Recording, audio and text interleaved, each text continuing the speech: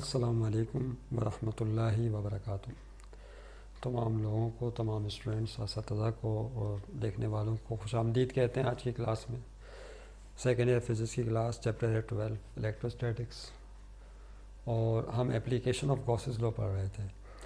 दो application of Gauss's law में पहली थी intensity due to large charge sheet, जो पिछली वीडियो में तफसील से इस पर गुफ्तगू हमने कर ली, और आज जो है दूसरी एप्लीकेशन है intensity due to spherical charge shell. तो चार्ज शेल किसे कहते हैं? शेल कहते हैं गोले को, कोई गोला हो या स्फेरिकल बॉडी हो गोल, उसे कहते हैं स्फेयर, कुर्रा कहा जाता है उर्दू में। उसके ऊपर यूनिफॉर्मली चार्ज डिस्ट्रीब्यूटेड है, उसकी सतह के ऊपर यूनिफॉर्मली चार्ज डिस्ट्रीब्यूटेड है, इसे कहते हैं चार्ज शेल। अब चूँकि ये चार्ज शेल है और स्फेरिकल चार्ज शेल है, तो इसकी वजह से इलेक्ट्रिक फील्ड तो होगी। तो हमने क्या करना है, इस चार्ज शेल की वजह से जो इलेक्ट्रिक फील्ड है, एक पॉइंट पी पर हमें उस इलेक्ट्रिक फील्ड की ताकत कैलकुलेट करेंगे, इलेक्ट्रिक इंटेंसिटी, तीन मुख्तलिफ मकामात पर। चार्ज शेल के बाहर पॉइंट पी लेंगे, वहाँ देखेंगे कि चार्ज की वजह से क्या इंटेंसिटी है। फिर चार्ज शेल की सतह पर पॉइंट पी लेंगे, देखेंगे वहाँ चार्ज शेल की वजह से कितनी इंटेंसिटी है। और फिर पॉइंट पी को चार्ज शेल के अंदर ले जाएंगे और देखेंगे कि वहाँ पर इंटेंसिटी क्या है। यानी हमने तीन मुख्तलिफ केसेस के अंदर चार्ज शेल की वजह से इंटेंसिटी निकालनी है। तो सबसे पहले तमाम स्टूडेंट अपने साथ कॉपी पेन लाजमी रखा करें, जब आपको नोट्स लिखवाए जाएँ तो लिखा करें। इसमें लिखिए, हेडिंग तो आपने डाल ली होगी, intensity due to spherical charge shell. इसमें लिखें consider a charge shell, consider a charge shell of radius a, consider a charge shell of radius a having uniform distribution of charge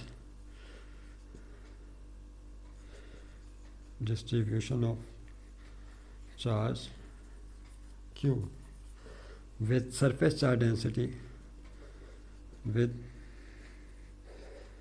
surface charge density sigma surface charge density याद रखिएगा। याद है ना, charge density का formula क्या होता है? Charge density का फार्मूला होता है चार्ज पर यूनिट एरिया। अगर हम चार्ज को एरिया से डिवाइड कर दें तो क्या आ जाती है? सरफेस चार्ज डेंसिटी आ जाती है। लेकिन ये स्फेरिकल चार्ज शेल है आपके सामने, this is our charge shell, ये है स्फेरिकल चार्ज शेल। गोल होता है, प्रकार इस्तेमाल कर सकते हैं आप इसको बनाने के लिए। इसके ऊपर यूनिफॉर्म डिस्ट्रीब्यूशन ऑफ चार्ज है, चार्ज यूनिफॉर्मली डिस्ट्रीब्यूटेड है इसके ऊपर, याद है। यानी इस तरह से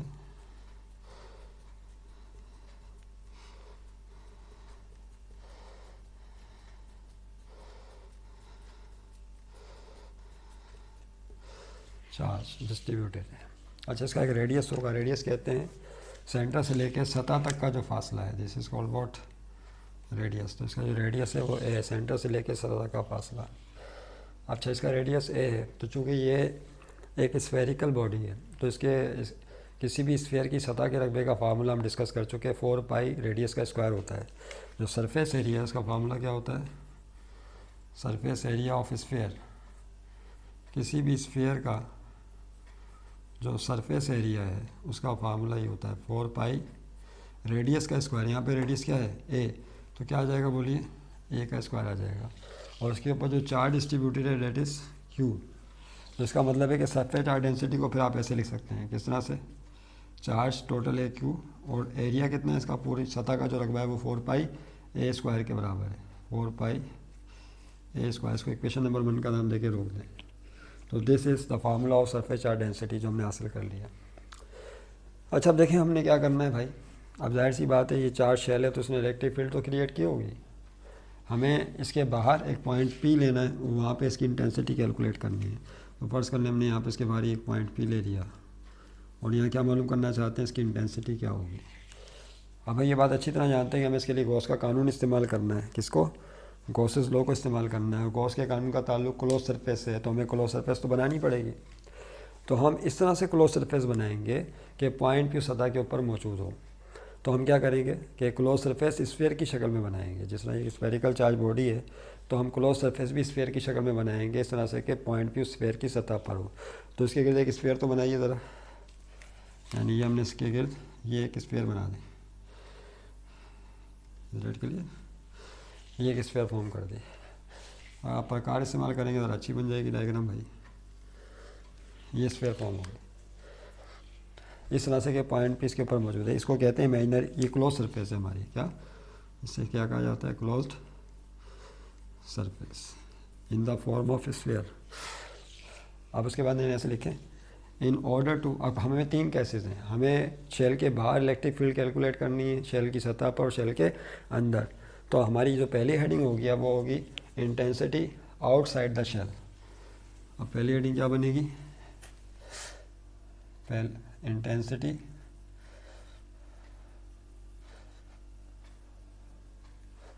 आउटसाइड द शेल, यानी शेल के बाहर इंटेंसिटी की वैल्यू क्या है ये मालूम करनी है। लिखिए इसमें नई लाइन से हेडिंग डाल लीजिए, नई लाइन से लिखें, in order to find electric intensity at point P, in order to find electric intensity at point P outside the shell, comma डालिए, we make use of, हम इस्तेमाल करते हैं, we make use of Gauss's law, we make use of Gauss's law, full stop। क्या लिखें, for this purpose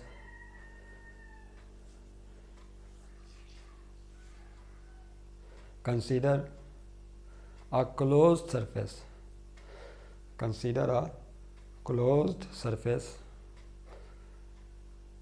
in the form of an sphere, in the form of an sphere of radius r, radius यहाँ पे आपने small are लेना है, यानी centre से लेके इस पॉइंट P तक का जो फासला है डेट इज़ आर, सेंटर से लेके यहाँ तक जो फासला है ये आर है। तो जो स्फीयर लिया आपने, जो स्फीयर बनाया है सेंटर से, उसका फासला रेडियस ऑफ स्फीयर कहलाएगा, इमेजिनरी स्फीयर जो क्लोज सरफेस बनाई है उसका रेडियस आ जाएगा आर। इस डेट के लिए पॉइंट आर, पॉइंट P बाहर है तो सेंटर से लेके पॉइंट P तक का फासला ये आर है, और यही रेडियस बन जाएगा किसका, क्लोज सरफेस का, ये इमेजिनरी स्फीयर का। ओके और जाहिर सी बात है इस इलेक्ट्रिक लाइन्स ऑफ फोर्स तो निकल रही होंगी चार्ज शेल से, ये बात आप जानते हैं। क्या होगा, ये इस तरह का मामला है, चार्ज शेल है ना, तो चारों तरफ इलेक्ट्रिक लाइन्स ऑफ फोर्स मिट आउट हो रही होंगी। Is it clear, electric lines of force निकल रही होंगी जो शेल से पास होकर इलेक्ट्रिक प्लस क्रिएट करेंगी। क्या लिखा था, we make use of Gauss's law, उसके लिए मैं हाँ उसके फुल स्टॉप लिखें, now we find the electric flux by Gauss's law, now we find the electric flux by Gauss's law. तो अब गॉसेस लॉ के मुताबिक जो इलेक्ट्रिक फ्लक्स होगा उसका फार्मूला क्या होगा, 1/ε0, और साथ में क्या आएगा, टोटल चार्ज एनक्लोज्ड, यही हुआ ना भाई, टोटल चार्ज एनक्लोज्ड। तो फाई इज इक्वल टू 1/ε0। बता सकते हैं इसमें कितना चार्ज बंद है, ये जो आपने क्लोज सरफेस बनाई है इससे गुजरने वाला फ्लक्स चाहिए, तो इस सतह के अंदर जो चार्ज बंद है वो कितना है, जितना शेल के ऊपर है, क्योंकि पूरा का पूरा चार्ज शेल इस सतह के अंदर बंद तस्वुर किया जाएगा ना, तो इस पर जितना भी चार्ज होगा शेल के ऊपर वही असल में क्लोज सरफेस में बंद होगा। लिहाजा यहाँ पे टोटल चार्ज जो इनक्लोज्ड है डेट इज़ क्यू, क्योंकि हमने माना है कि क्यू जो है टोटल चार्ज ऑन स्फीयर है, शेल के ऊपर इतना चार्ज क्यों लिया गया है। इसको नाम देते हैं क्वेश्चन नंबर 1 का। ओके अब हम दोबारा इलेक्ट्रिक फ्लक्स निकालेंगे। अब इसी स्फीयर से गुजरने वाला फ्लक्स दोबारा निकाला जाएगा बाय यूजिंग ऑन डेफिनेशन। याद है इलेक्ट्रिक फ्लक्स की जो ज़ाती तारीफ है वो क्या, इंटेंसिटी डॉट इंटेंसिटी का एरिया के साथ डॉट प्रोडक्ट ले लीजिए, इंटेंसिटी का एरिया के साथ डॉट प्रोडक्ट लीजिए। लेकिन मसला ये कि जो पूरी की पूरी इमेजिनरी स्फीयर है या क्लोज सरफेस है वो तो फ्लैट नहीं है, वो तो स्फेरिकल है। तो याद करें topic flux through an sphere. उसके लिए क्या किया था कि अगर कोई कर्व सरफेस हो तो उससे गुजरने वाला टोटल फ्लक्स मालूम करने के लिए उस पूरी सतह को छोटे छोटे एलिमेंट एरियाज डेल्टा ए में डिवाइड करते हैं, और हर एलिमेंट एरिया से का इंटेंसिटी के साथ डॉट प्रोडक्ट लेके अलग अलग इलेक्ट्रिक फ्लक्स मालूम करते हैं, और आखिर में तमाम नताइज को जमा कर लेते हैं तो टोटल फ्लक्स हासिल हो जाता है। तो यहाँ पे सेम यही काम करना होगा। अब आपको टोटल फ्लक्स चाहिए तो उसके लिए पूरी की पूरी सतह को छोटे छोटे एलिमेंट एरियाज में डिवाइड करेंगे। नए से लिखें, now we find again electric flux. Now we find again electric flux through the imaginary sphere by using its own definition. By using its own definition. Full stop. For this purpose, comma डालिए, we divide the whole surface, पूरी सतह, we divide the whole surface into a number of element areas,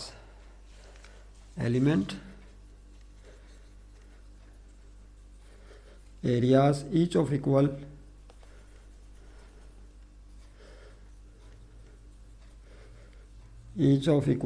delta A, and find the individual fluxes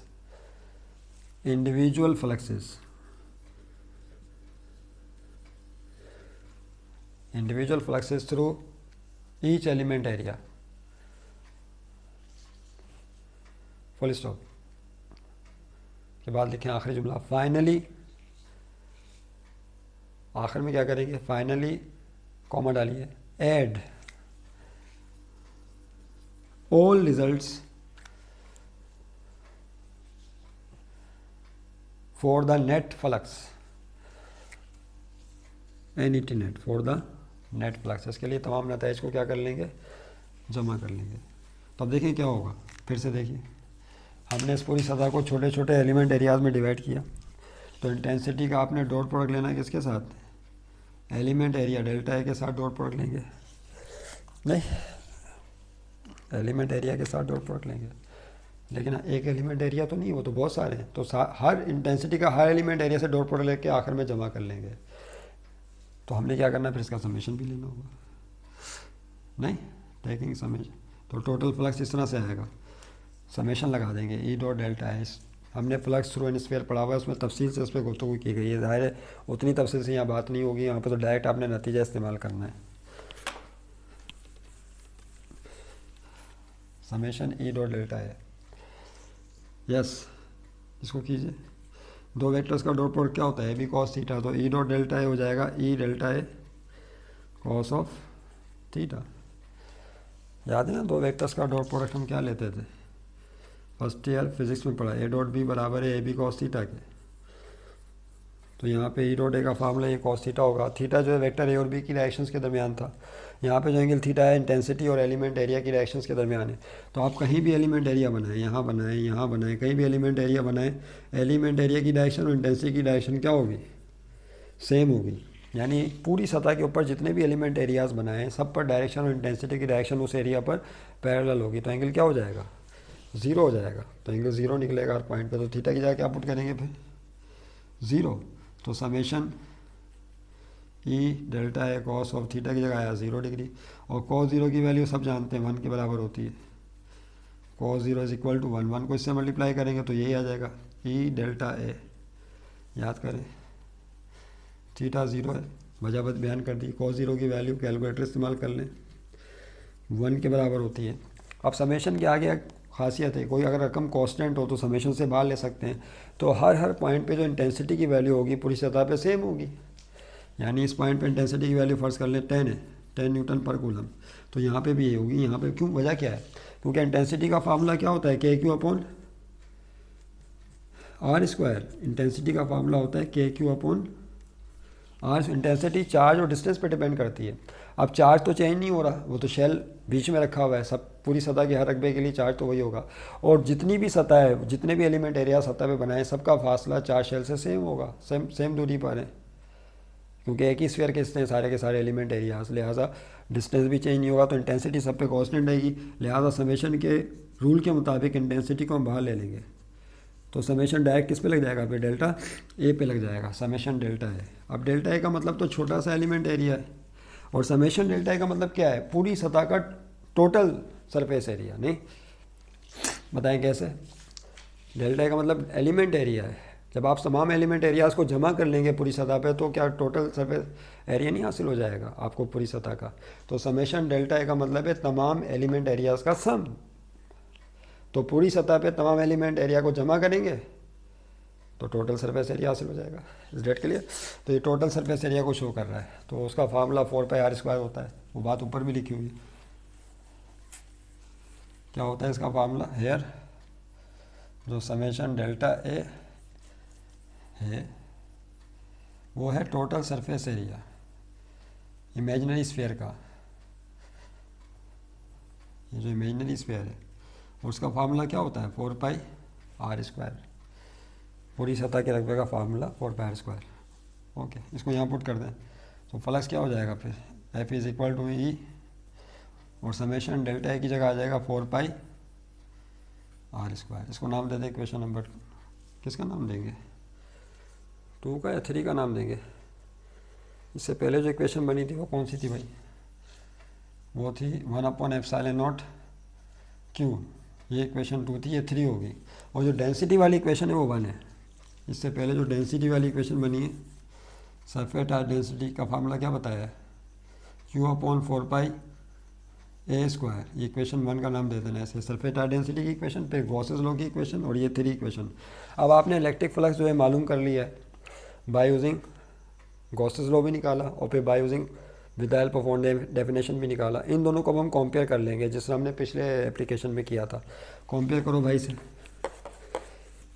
दोनों को, देखिए comparing equation number 2 and 3, तो क्या हो जाएगा ये, इक्वेशन 2 और 3 को क्या कर लें, कंपेयर कर लें।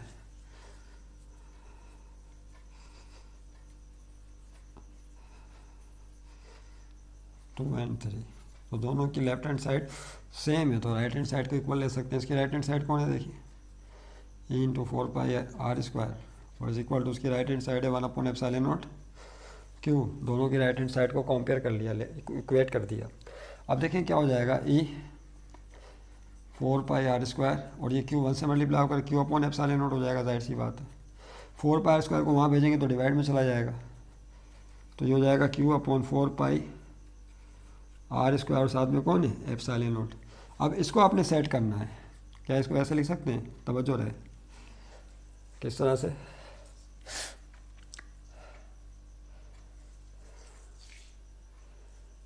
हाँ भाई 1/4πε0 को एक साथ और Q/r² को एक साथ लिख दिया। इस तरह लिखने में कोई हर्ज तो नहीं है। ये जो ना 4πε0 इसको एक साथ लिख दिया, और ये जो r² था इसको आगे किया और Q के नीचे लिख दिया, तो इस तरह लिखने में कोई हर्ज नहीं है। देखो फिर से देखो, इसको आप ऐसे लिख सकते हो 1/4πε0 इंटू Q/r²। इस तरह लिखने में कोई हर्ज नहीं है, लेकिन इस तरह लिखने में एक फ़ायदा होगा, ये एक शक्ल बन जाएगी, बड़ी मशहूर शक्ल है इंटेंसिटी की, 1/4πε0 Q/r²। फिर 1/4πε0 किसके बराबर होता है, कूलम कांस्टेंट K के बराबर होता है, ये भी हम पढ़ चुके हैं कई दफ़ा। तो देखें यहाँ पे क्या आएगा, फिर से देखिए, तो इसकी जगह आ जाएगा intensity is equal to K Q/r²। याद रहे कि जो कूलम कांस्टेंट है उसका फार्मूला होता है 1/4πε0। तो व्हाट डज इट मीन, ये फार्मूला ड्राइव हो चुका है। This expression gives intensity, this expression gives, लिखे आखिरी जुमला इसके नीचे, दिस ये लिख लिया ना, 1/4πε0 किसके बराबर है, K के, तो इसकी जगह क्या आ गया। तो बस हमें इंटेंसिटी कैलकुलेट करनी थी, पॉइंट पे उसका फार्मूला ड्राइव हो चुका है। तो this expression gives intensity 8 point P outside the charge shell, outside the charge shell. तो चार्ज शेल के बाहर क्या इंटेंसिटी होगी ये कैलकुलेट हो चुकी है। अब इसमें एक इम्पॉर्टेंट बात याद रखिएगा समझने वाली, वो क्या है, वो ये है कि अगर ये पूरा का पूरा चार्ज जो शेल के ऊपर बिखरा हुआ है, क्यों, अगर ये सिर्फ सेंटर पे होता, कहाँ पर होता, पूरा का पूरा चार्ज शेल कहाँ पर होता, सेंटर पे, तवज्जो रहे।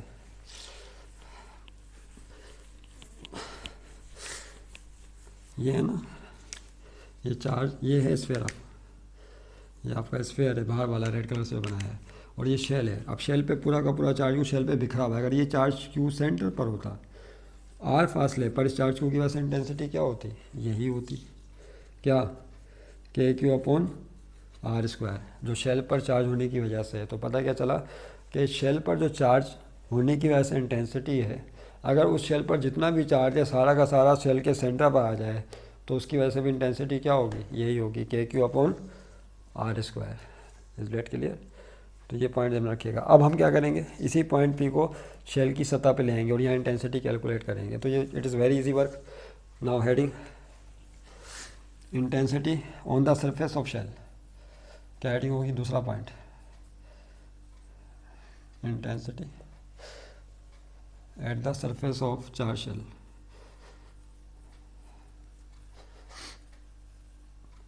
चार्ज शेल की सतह पे क्या करेंगे, बहुत आसान काम है।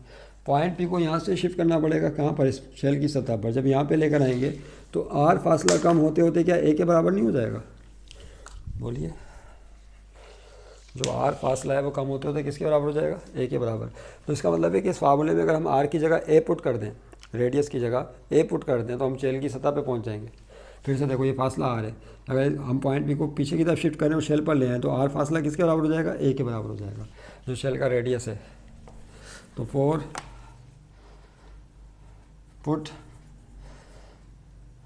या take point P on surface of shell, on surface of shell पे लीजिए, और इसमें क्या होगा, फिर जो आर फासला है वो ए के बराबर हो जाएगा। इसको यहाँ पुट कर दें, इसको इक्वेशन नंबर 4 का नाम दे दो। देखिए पुटिंग इन इक्वेशन नंबर 4,